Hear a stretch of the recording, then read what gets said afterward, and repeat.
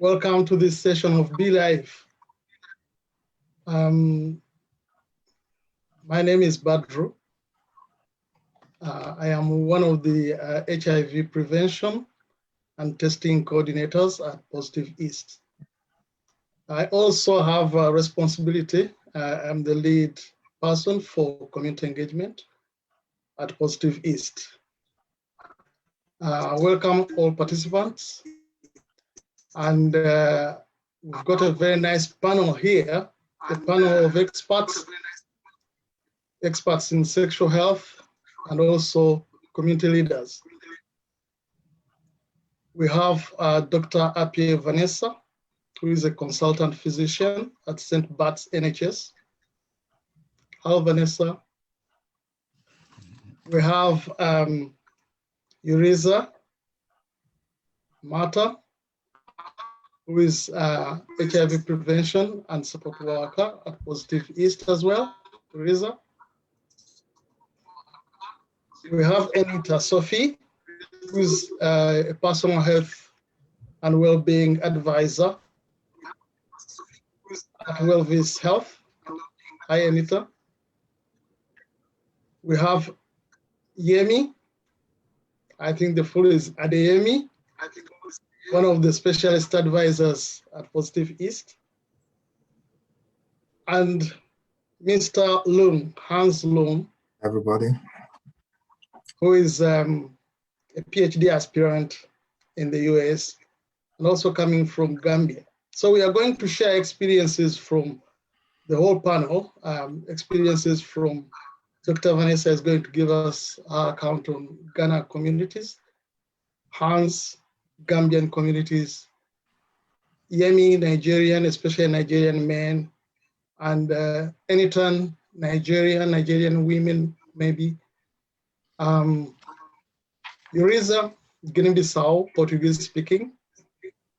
And yeah, I think it is a very nice mix and we'll have a very nice discussion. Now, this Be Live event is the first one this year. There have been some Be Live events before. They are always on the third Saturdays of every month at this time, 5 p.m. And we discuss issues that are beneficial to the communities, especially African communities. These sessions, there's a lot of education and also a lot of discussion on community needs and services that are available. This time, we are going to discuss about the barriers to sexual health and HIV testing. So we want to see how we can overcome that. The reason we've decided on this topic is that there are a number of people from the African communities, and I think Dr. Vanessa will back up that. There is a lot of undiagnosed HIV, and there is a lot of people from the African communities who present late, who are diagnosed late with HIV. And at the same time, we know that in the UK, the number of people getting infected with HIV is decreasing, but within the African communities, it is decreasing far less. We'll look at all those figures and see where we are. Now, I think I've missed to introduce about Positive East. I know that Dr. Vanessa, Riza, and Yemi know about Positive East, but for the sake of Hans and Enitan, Positive East is the largest sexual health organization in the east of London. It covers about 8 boroughs in East London. A borough is like a county. It's something which is quite big. And in these boroughs, the majority of people are from the Black and ethnic minority communities, of which Africans are a big proportion. So our services target many people from African communities. The services we provide include specialist advice, as you know, Yemi is one of them, on housing, immigration, and also welfare benefits and finances. We've got health and well-being services for people living with HIV. And also we've got HIV testing and prevention services provided by the team that has organized this event. Yeah, so that is Positive East. We are based in East London. So I won't take much time for the introduction. We would like to hear from Dr. Vanessa, your account on the communities from West Africa. You can also reintroduce yourself so that we know more about you. Thank you very much. Thank the you microphone so much. is yours. Lovely. Thank you so much, Badru. Thank you for the invitation. So I'm Vanessa Appiah. I'm a consultant in sexual health and HIV at Barts Health, and I'm also an honorary senior lecturer at Queen Mary University, London. I was born in the UK, brought up here, but my heritage is from Ghana. My heart is in Ghana. So yes, so I bridge both lives in that way. But firstly, I wanted to say thank you to Badru and Positive East for organizing this, because it's, we all know, I think everyone on the panel will know that we are always, we're always a result in media and conversations about Africa as if we're one country. And we all know that all of us from there know that we are very different individuals. We are very different countries with all our rich individual culture. And that really impacts on our lived experience, it impacts on our perception, etc. So it's just great that you've organized this to just really focus on one particular area, but also bringing out the individual countries. So I wanted to talk just very briefly as a clinician, and then also bringing in personal and community experience. So I think what's really important is that, as you said, Badru, that if we look at HIV within the UK, it has changed, and it has changed significantly. And we are making significant progress in reducing new infection and reducing late diagnosis in some populations. But when you look at the rates, the highest rates of late diagnosis, and when you look at those that are undiagnosed, Black Africans are a significant part of this, unfortunately. And so what's important is for us to understand within that why is that, and what can we do to improve that? And also when we tease out amongst looking at the data in Black Africans, we're fortunate in the UK to have a bit more granular data, and West Africans have been identified as a key priority group as well. So as a clinician, do I see this? Does this surprise me? No, it doesn't surprise me, because I think if someone does not attend or does not want to attend or attends late, then there are a number of factors that are in that decision-making of why they will come in or why they won't come in. And we see that. And for me, I feel that there are many things at play. So one thing is stigma, still as a stigma about HIV itself, but also a stigma about sex and going anywhere that is aligned with sex, and that the perception of coming there and what that means about that person. And so that is a key thing that comes out. Also, what I also recognize as well is that the prioritization of health in general. So many people, and particularly in our communities, depending on your jobs, your roles, your other life commitments, it is often common for health to be pushed to the side. I've got other stuff to do. I've got to look after the family. I've got to go to work, trying to fit in clinic hours and then waiting to come in, or trying to make sure that you find a community service and things like that.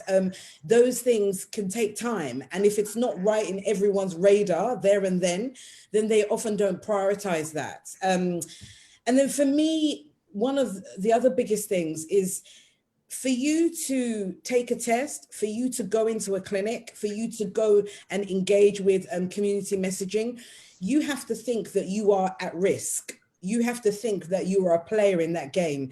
And for many people within our communities, that issue of risk and how they place themselves isn't there. And I think that that's a lot of work that we need to continue to do to make sure that people know that if you are alive and you are having sex and you're enjoying yourself with a partner, if you're having a coercive relationship, the power dynamics, it is all relevant to your sexual experience, and that places you at possible exposure to HIV. So I think those are the key things that I wanted to bring out. But as a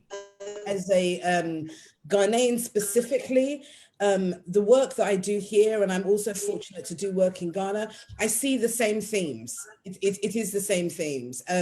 But the only difference here is that there is a slight difference between those that may have been born here or brought up here versus those that have moved over.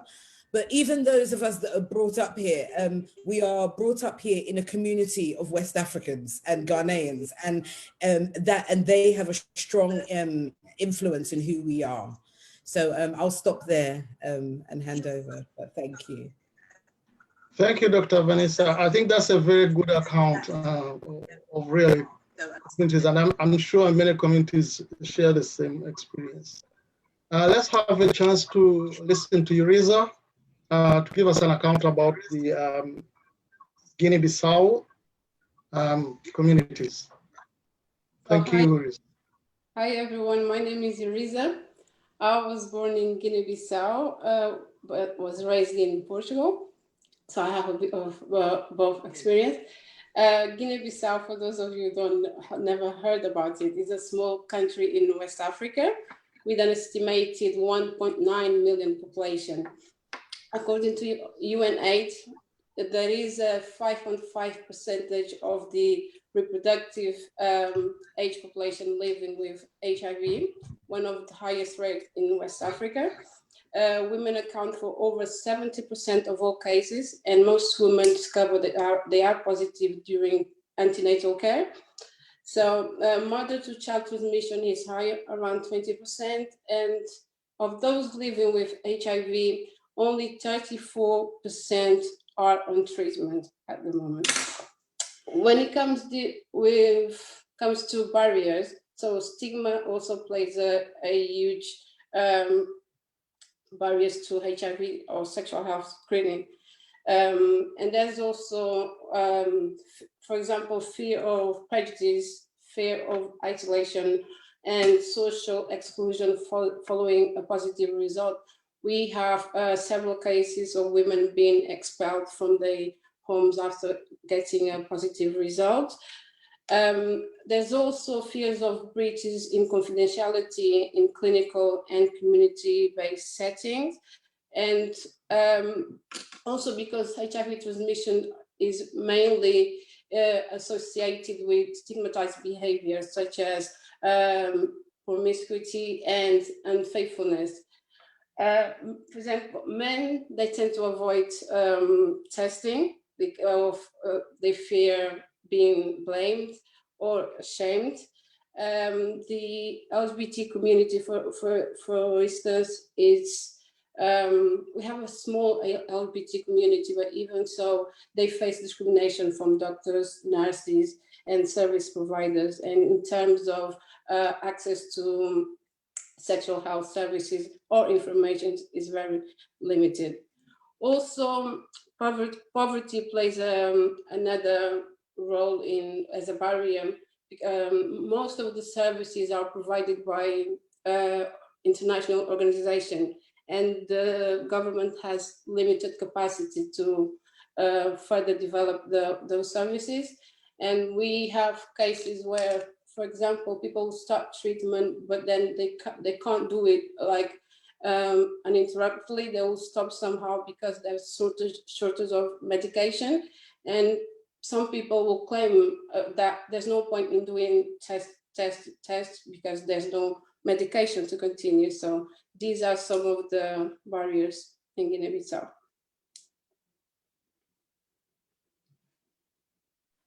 Thank you, Risa. And I think these barriers, though you've told us about the communities in Guinea-Bissau, do those barriers affect the communities, Guinea-Bissau communities living in the UK? Yeah, in terms of stigma, yes, most of them will still apply in the UK. But then when it comes to poverty, for example, it's important to know, and that's the type of information we want to pass, that HIV, for example, is free for the treatment is free, and everyone living with HIV or diagnosed with HIV has access to free treatment regardless of their immigration status. So there's also something they can that's different in Guinea-Bissau, and yeah, this is basically the main difference. But then stigma still play a big part. Thank you so much.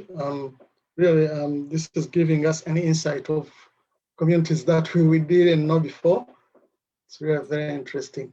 Mr. Yemi, what is the experience from the Nigerian communities, especially men?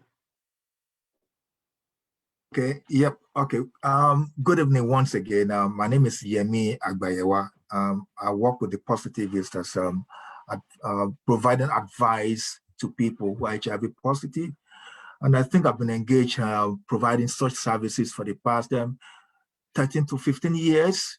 And during this period, I work mostly with the African community, and the majority of them happens to be Nigeria, because when you look at the population of Black Africans in the UK, you find that majority are Nigerians, and most of them are probably based in London area.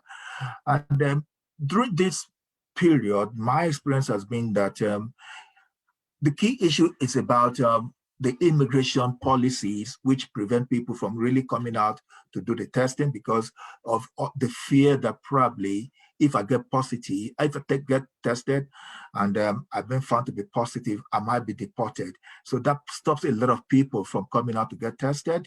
And also, when you look at the stigma that it's attached to being HIV positive, because people want to talk about it within the UK and the information get it back to Nigeria and saying, oh, this man is HIV positive, and the stigma not only to you, but it's going to go transcend to your family members, everybody related to you. So people are really scared of coming out to come and say, okay, yeah, I want to go for testing. And then more so, when you go out for this testing, they want to ask, what happens if I am positive? Am I going to die? Or what happens to me thereafter?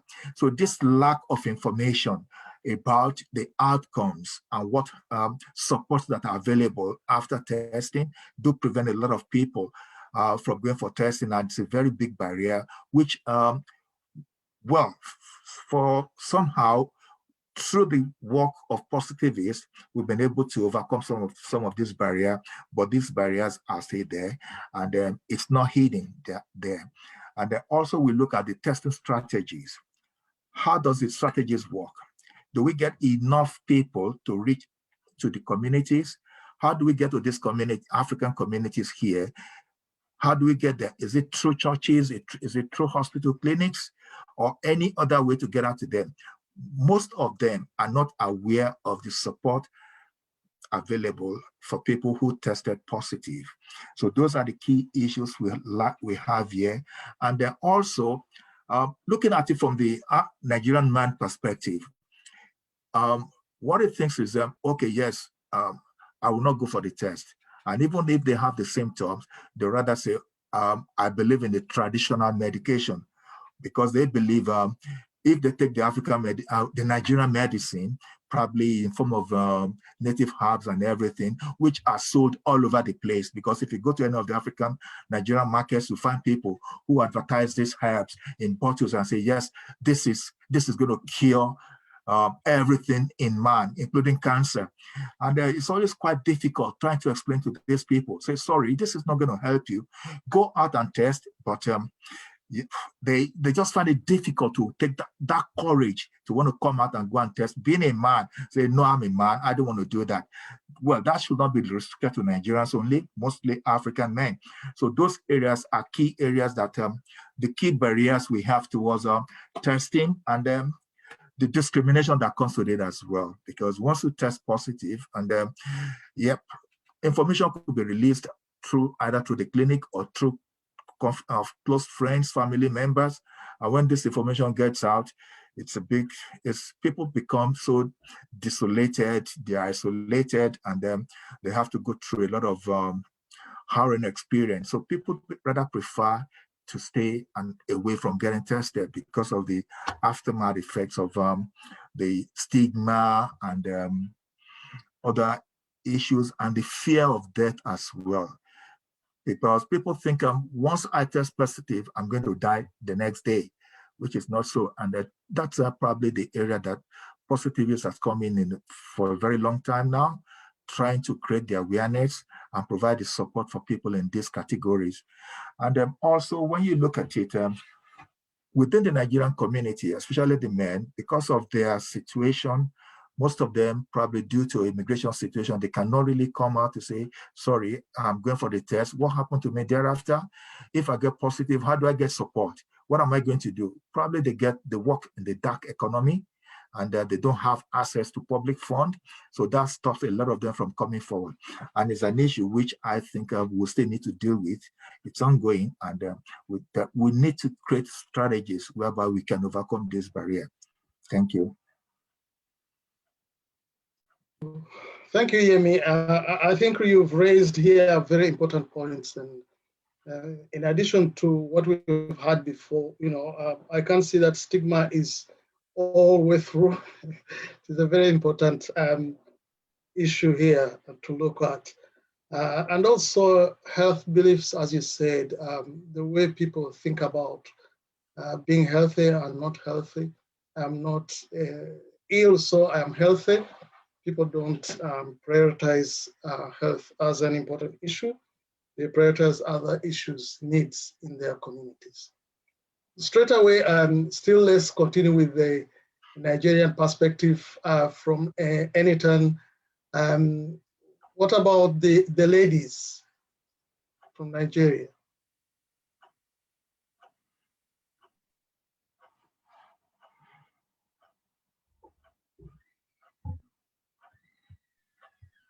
You're muted. Yep. Okay, I want to be sure you can hear me. There's no power supply at the moment, and then the internet is also very crappy, but I'll try my best to do what I can do. So my name is Oluwa Enitan. I work with Wellvis Health as the head of partnership and public relations. And for me, aside from all of this, I'm very passionate about people with disability. The reason being that this is a vulnerable group who are seen but hardly heard. In this part of the world, many of us want to pretend these people are not having sex. I want to add this to women because there's a lot of cultural and religious barrier to this. We want to pretend people are not having sex. We want to pretend that because of the religion part or because of the cultural part, we want to say that, okay, you abstain. But the truth is many of these people are actually having sex.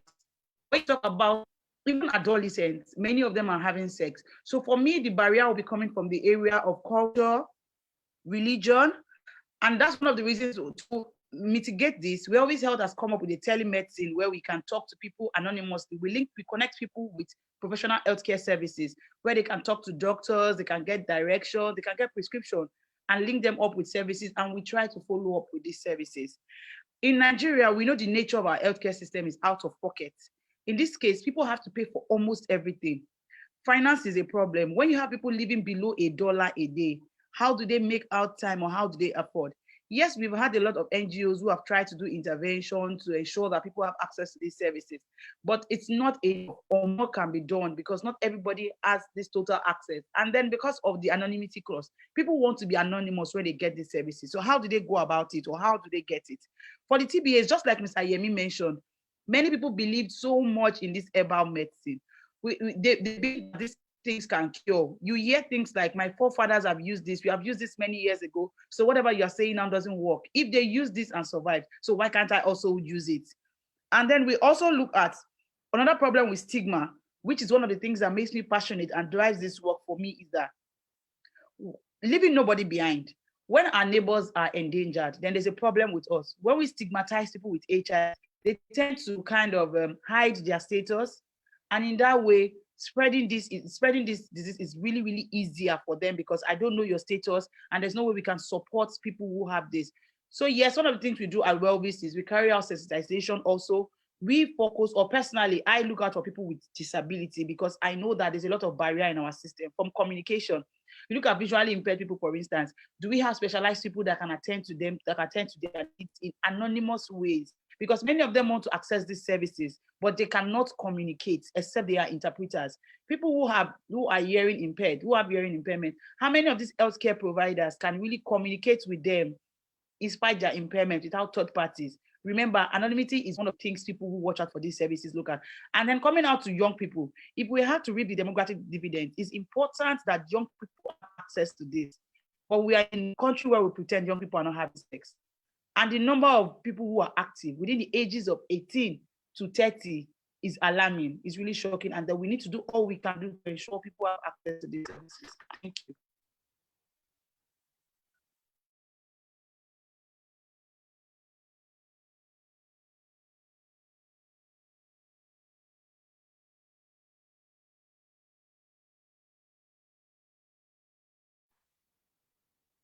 Hello?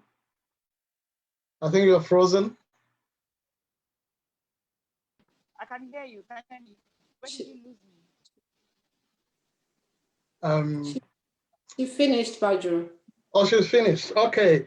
Anything. Thank you for this account. It's quite very important, and it is good you have mentioned about young people as well. Young people is a population that really needs special attention. These are the adults of tomorrow, and they have to be empowered with information to make sure that, you know, we have healthy generation as we go along. However, I also see that younger people are more receptive to information. They like taking information more than the older generation. But yes, it is such a population that we have to look at very carefully. Thank you so much. Mr. Loom, Hans Loom, I've been really eagerly waiting to hear from your experience, especially experience from Gambian communities. I remember some years back, something was said about the Gambian president regarding HIV treatment. That's very interesting. But somehow maybe the Gambian community has got a different view. And, you know, the dynamics are different. So let's hear about you. Okay, good evening, everybody, and thank you, Mr. Badru, for giving me the opportunity to be on this panelist. The thing I have in common with most of the panelists is that I was born in Gambia, however, mostly grew up in the US, where I did my education and school. And also, I also work with Universal Care for Africa Foundation, which is an organization that provides healthcare to the underprivileged and underserved in different countries in Africa. We're currently presented in about 6 different countries. However, to go back to some of the barriers that I've witnessed working through the organization when it comes to HIV and sexual transmitted diseases is education. I feel there's not too much education in the systems to be able to teach, because if you start to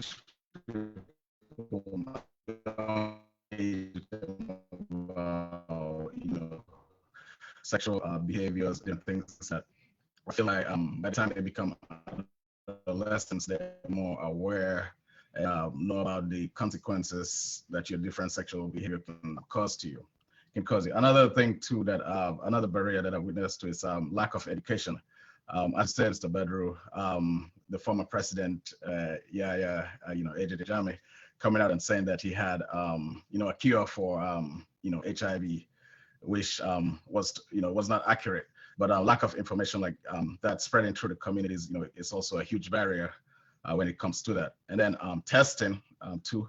I think when it comes to testing, there's not enough, tests that are being offered to people. They need to create more ways for people to get tested.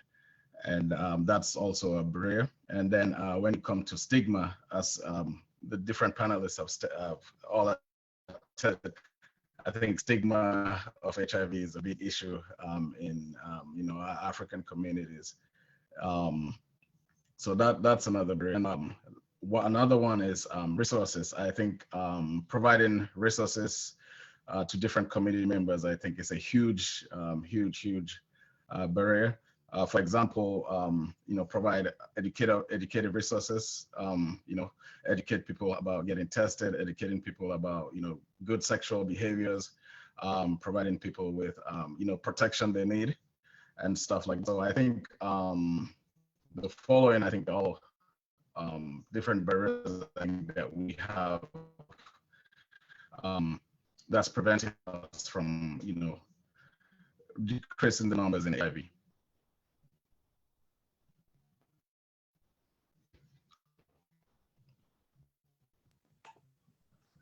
Yes, that's also a very good account. Are you, Hans? Are you still with us? Yes, I'm here. Yes, I'm still here. Can you hear me? Yes, we can hear you. Okay. Any additional account? Yeah. Also, I think lack of I think another thing I'd like to talk about is the cost, lack of cost. If there's a way that the government and other NGOs can be involved in providing communities with different stuff, like ways to educate people, and also different resources that could help protect people, I think that would be big, because if you have somebody that can't really, maybe struggling to provide food to their family, how do you expect them to, go and get protection, for, different activities that they want to do?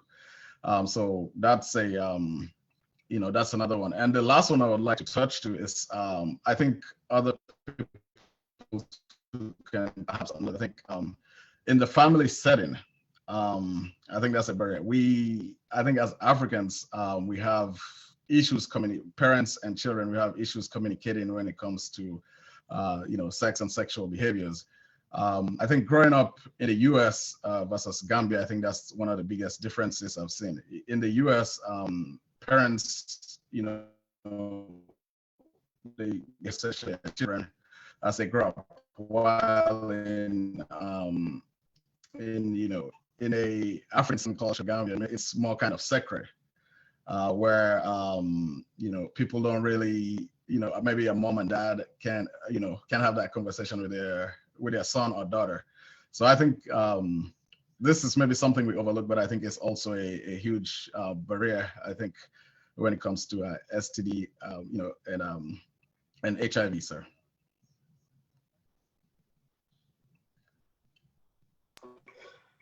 Thank you, Hans. It's really very interesting, the discussion and the brainstorming. I can see there are so many issues that have come on throughout.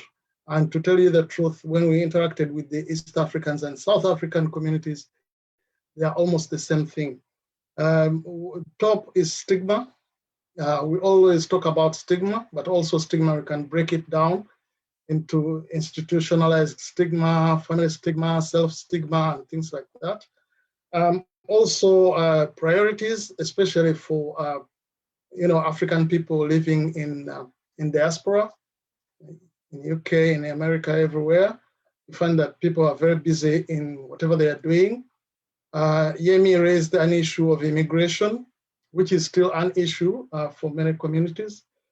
but also health beliefs, the way we think about health.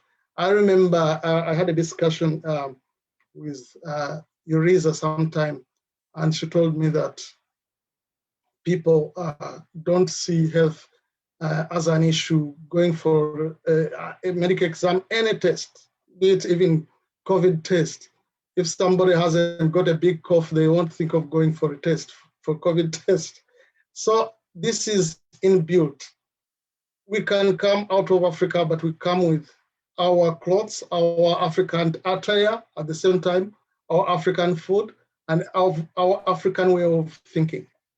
And that affects us also wherever we are in the diaspora.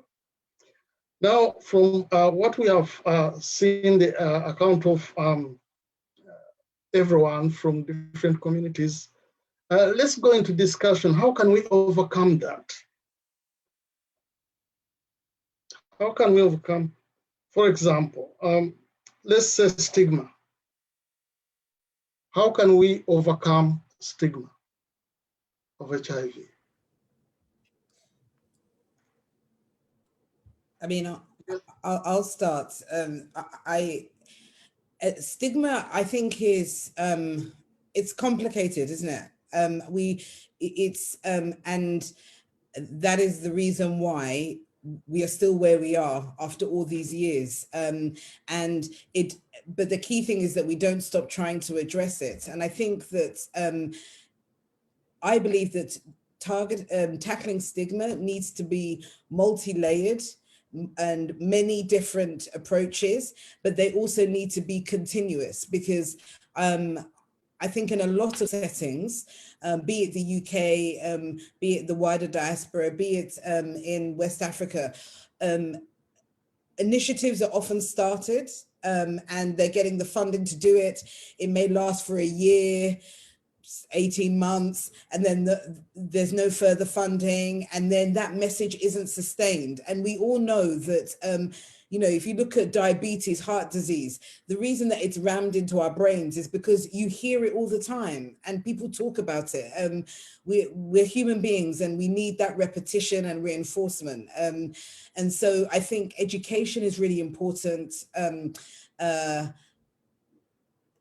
There are all these things, about having people in the community as advocates, really important. But I think it's just repeating that positive messaging, that and normalizing what HIV is, normalizing what sex means. And, I love to hear about the work that is being done with those that are living, that are less abled, because that's exactly it. Everyone has their stigma and perception about someone. So we need to consistently reinforce that positive messaging. And that doesn't happen enough. And I think that's a key aspect of what we need to do. Thank you, Dr. Vanessa. That is really very important, especially now that really HIV prevention and also treatment, infection management has evolved from the times when people were dying a lot, people were losing weight, and people nowadays can take their medication and stay healthy. And also, if they take their medication, they are unable to transmit the virus. We always say something like U is equal to U. If somebody takes their treatment very well and they suppress the amount of virus in their bodies, they are unable to transmit it. So there are a lot of things that we can do to educate our people, to make sure that we minimize stigma. What about in the US, Hans? What do you think?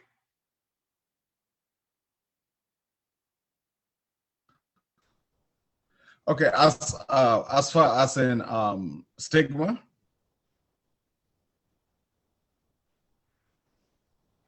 Mr. Badru? Yes. How can we overcome some of the barriers that we have spoken about, we have identified before? The key thing, I would say education, because you can talk to some people that they don't even believe that you know, HIV is real, and they don't even believe in certain the ways that you could perhaps get it, and the behaviors that can lead to that.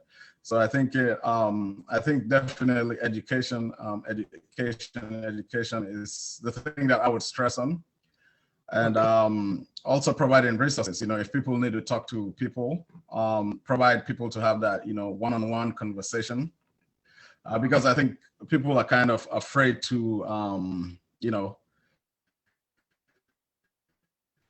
of having that stigma on them, you know, oh, I may have, you know, HIV, or it's possible. So I think providing resources, and I think it's those are the two things that I would, you know, definitely stress on.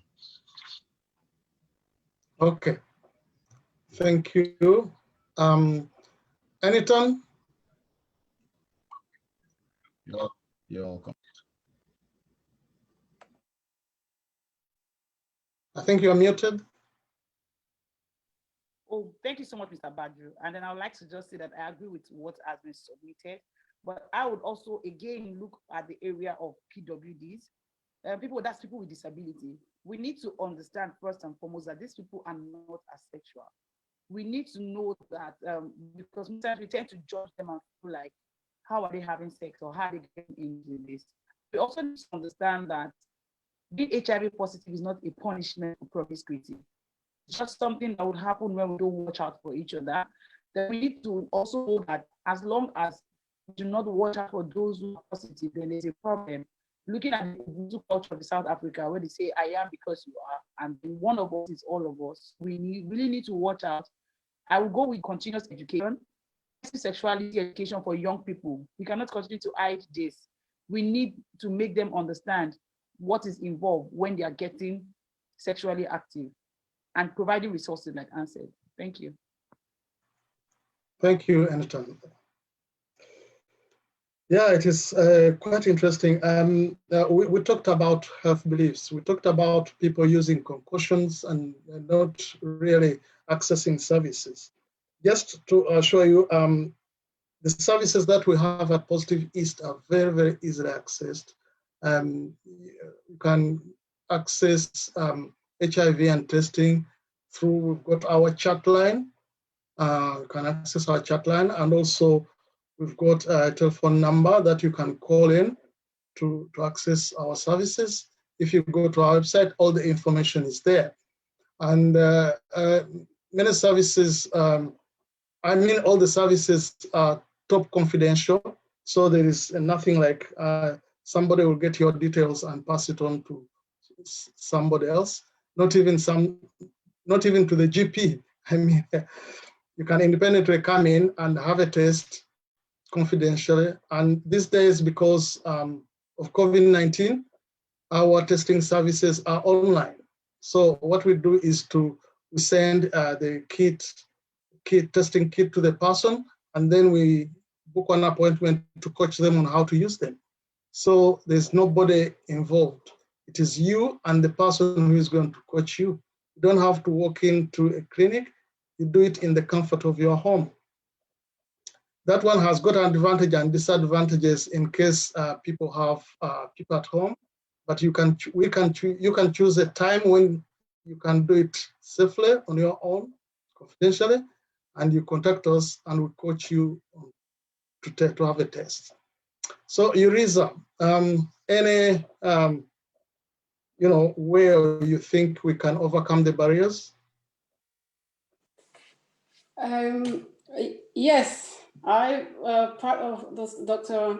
Afia mentioned before is also about visibility, like a positive imagery of HIV, because most of people, especially from African background, they still have that image of people living with HIV like in very poor health state. So they we need to change that image, and try to portray a more contemporary reality. Like HIV is HIV, yes, but people are living and having a healthy life with that, and then they're still working. They're able to do a lot of things. So we need to change that image, and also the language we use.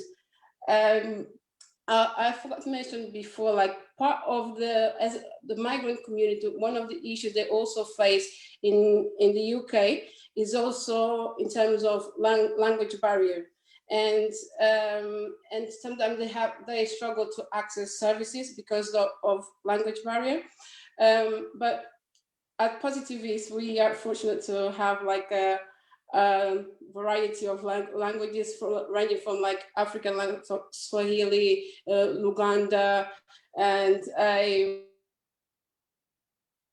Swahili, Arabic.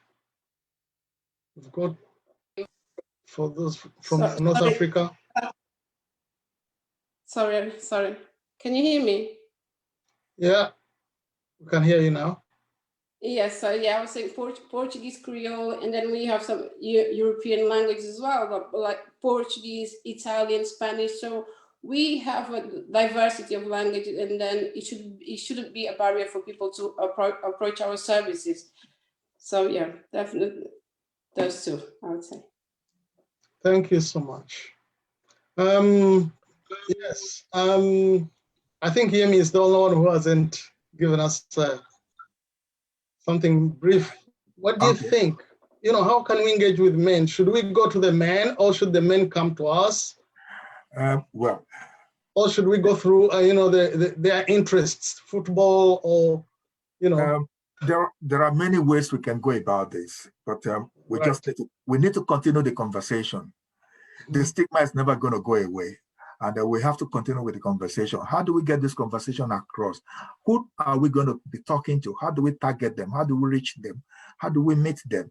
Yes, due to the cultural diversity and religion within the Black community, it's always good. We need to do more on community mobilization. That is through that way we can be able to reach out to more people, get them to understand HIV is not a death sentence.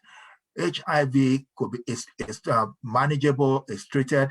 It's a long-term medical condition, but you can live well within the HIV if you follow you take your medication and you live a healthy life. So that's yes, it's difficult, but we just have to continue the conversation because it's not something. It's not a touch and go matter.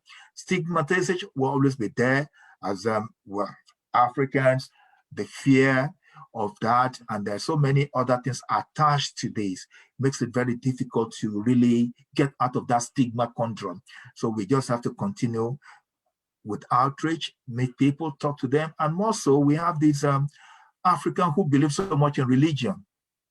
Religion, it plays a key part in the African man's life.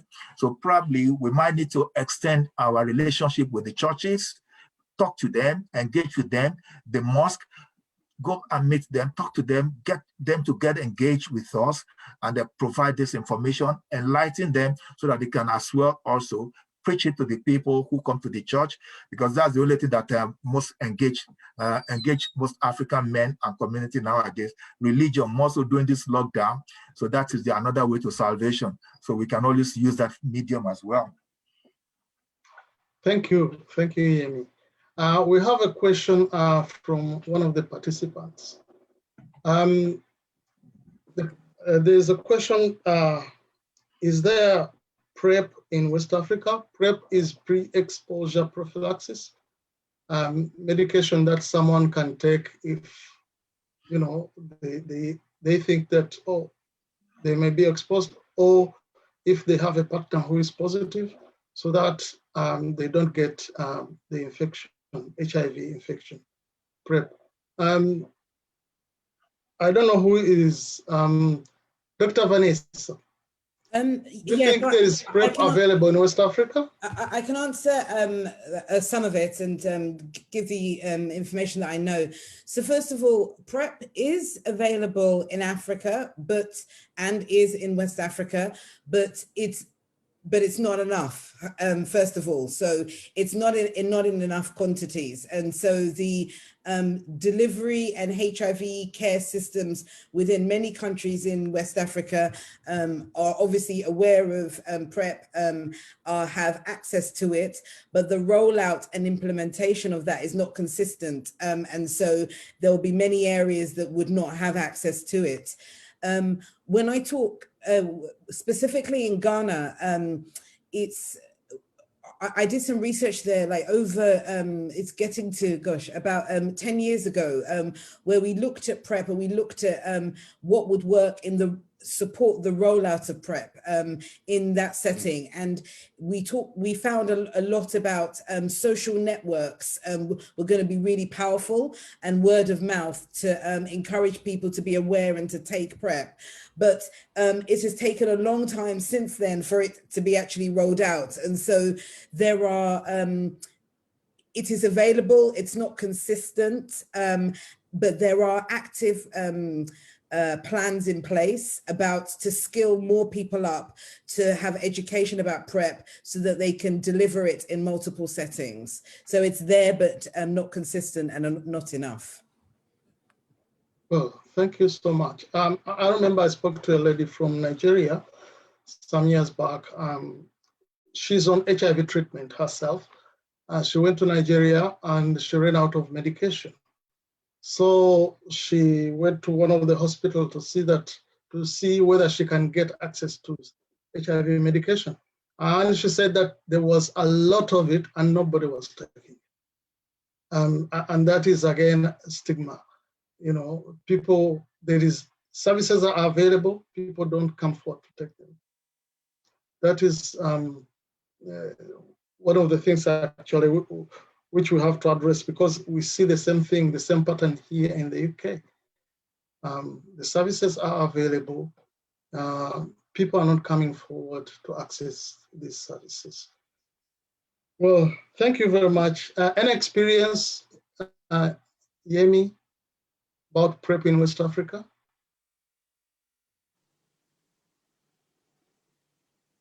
You are muted. Just like Dr. Appiah have said, there is PrEP in Nigeria. It is available, but due to the stigma, people don't want to go to the hospital. They don't want to go and get the medication. That, okay, if I go in there, okay, yeah, they'll see me as HIV positive, and I become ostracized in the society. Nobody's want to talk to me again. And also, the area where I think we might be able to help is it possible for us to be able to provide support to some of these organizations, like, okay, let me say in Nigeria, who are in the forefront of providing services to people who are HIV positive, so that we can probably engage with them and be able to provide them support and training on how they can reach the community more. Okay, thank you. Hans, anything contribution towards that? I think both Vanessa and Mr. Yemi both touched on, pretty much what I would, share the information. So again, it's just, stigma, and people are afraid to go out there and try to get resources due to, maybe somebody see them going to a clinic, and then somebody might say, oh, we saw you going into an HIV clinic and stuff like that. So I believe the resources is there, treatments are there, just the stigma that comes along with it, I think is the issue. Great. That's quite something important that we have to look at. From our discussion today, definitely we have identified stigma as a very important barrier to people coming over to have a test or to screen themselves. Apart from HIV, there are so many sexually transmitted infections out there. There are also, the good thing is that most of them can be cured, but nobody comes to screen. And sometimes people think that HIV has overshadowed all other infections. But Dr. Vanessa, can you highlight a little bit about other sexually transmitted infections that are very common within African communities? Yeah, I think, you know, when we, and it's, I suppose it's not just within African communities, it's everyone, but it is that things like chlamydia, gonorrhea, if we look at sexually transmitted infections that sometimes we see more disproportion, predominantly also in Black women, then it's things like trichomonas vaginalis as well. We are consistently seeing syphilis. So all our band of access to and awareness of sexually transmitted infections, it's still there, on top of HIV as well. I think I wouldn't be doing my job if I didn't highlight as well about HPV and warts as well. And just a plug, we're in the time of awareness about cervical cancer. So just encouraging all women to screen, because we, again, when you look at, and this is actually learning about from translated to HIV. So when you look at the screening rates of cervical cancer, again, we see lower rates amongst our communities. And so all the things that we've all talked about in terms of health messaging, prioritization of health, access, it's not just in HIV, unfortunately, it extends to other parts of health, but HIV has that added layer of stigma as well. Yeah, thank you so much. People rarely talk about other STIs these days, maybe in the past as well. I remember in my country where I come from, Uganda, syphilis was being seen in the 40s or 50s as a hero's disease, mainly because it was, I think, very prevalent in people who were soldiers who fought in the Second World War. And people never changed. I mean, never even treated syphilis at that time, though there was medication to treat it. And I think there was also secondary, is it called secondary infection, where parents with syphilis pass it on to their babies as well.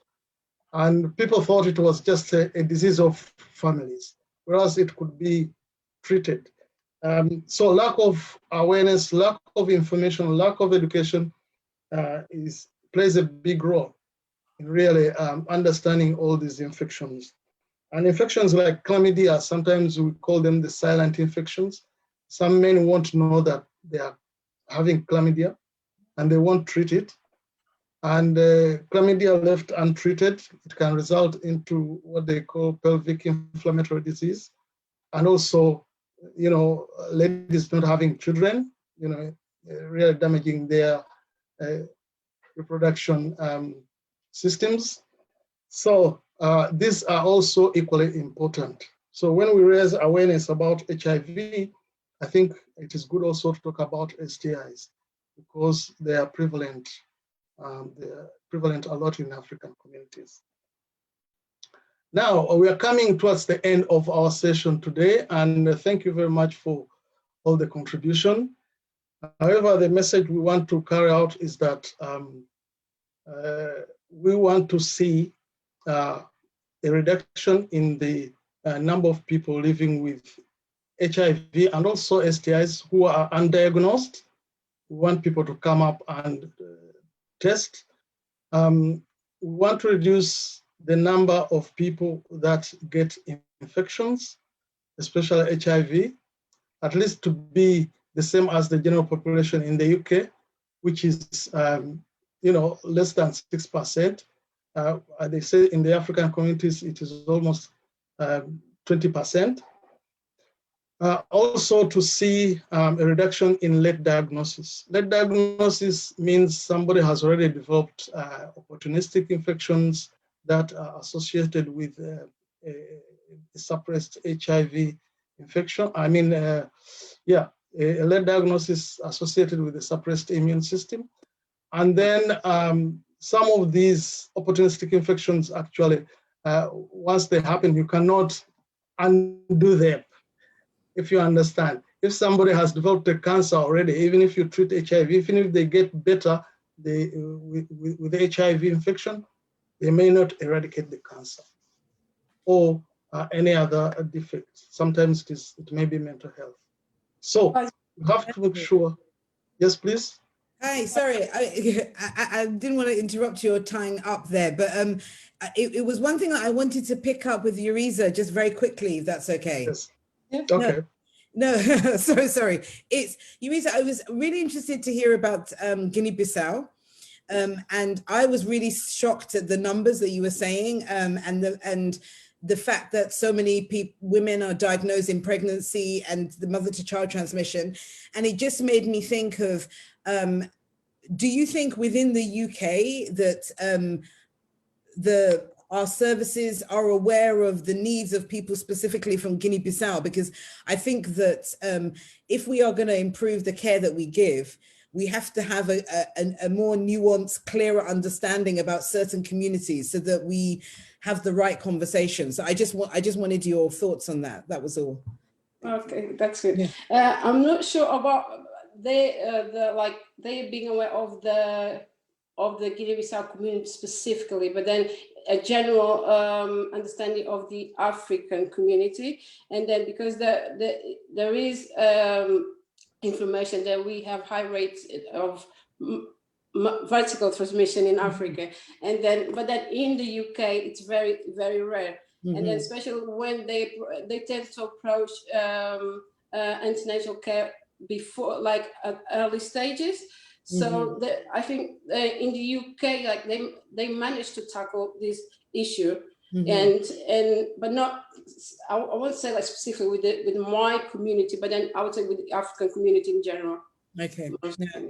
No, thank you. I was just thinking about, we're always trying to think about making our services culturally competent, making sure that people feel seen. So yeah, no, it was just very interesting to me. Thank you. Thank you. Mm-hmm. Well, what can I say? What a nice discussion we've had. This, I think, Be Live event has discussed the core issues of problems we face with our communities. We want to improve the way our services are accessed. Thank you, Vanessa. Talking about certain communities that don't know that even the services are there. We'll try to improve on our services.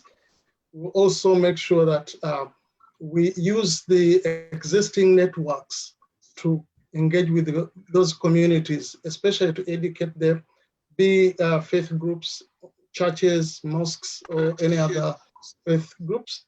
Well, I think we've learned a lot from this session, and I hope we have more sessions like this one in the future. Our next session will be on the 3rd Saturday of Feb. I haven't worked out the date yet, but I think it will be around the 17th of Feb. I'll make sure that I invite you all. Thank you very much for all the contribution today. I'm going to compile a report, and I'll email it to all of you and also put it on our website to make sure that we learn, and we learn from this experience and get information that can influence the way we provide our services. Thank you so much. Thank you, everyone. Thank you, all the participants on Facebook Live. And see you again. Thank you. Thank you, Alex, the technical man behind there, the man we can't see. Thank you, everyone. Thank you, Mr. Hans from the US. Thank you, Anita Sophie, Dr. Vanessa, Yuriza, Yemi. this is very nice discussion that we've had. And thank you. Have a nice weekend. Thank you, Badru. Thank you. Bye-bye.